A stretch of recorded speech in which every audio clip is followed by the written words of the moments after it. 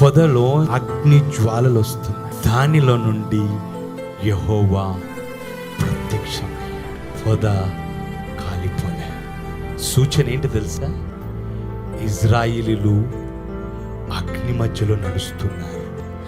అగ్ని మధ్యలో ఉండి వారు మొర్ర పెడుతుంటే దేవుడు అగ్నిలోకి వచ్చేసాడు, ప్రత్యక్షమవుతున్నాడు. ఈరోజు ఏ కష్టంలో వెళ్తున్నావో, ఏ రోగంలో వెళ్తున్నావో, ఏ వ్యాధి చేత పీడింపబడుతున్నావో, వాటన్నిటి మధ్యలో నీతో పాటు ఉన్నాడు ఆయన. నువ్వు కాల్చబడలేదు. శత్రువు అనుకుంటాడు కాలిపోతావు, ఇంకా దూరం నుండి చూసి కాలిపోతుంది అని చెబితే దేవుడు వారి మధ్య, ఏ అగ్నిగుండం గుండా నువ్వు వెళ్తున్నావో ఆ అగ్నిగుండం మధ్యలోకి నీతో పాటు ఆయన కూడా నడుచుకుంటూ వచ్చేస్తాడు.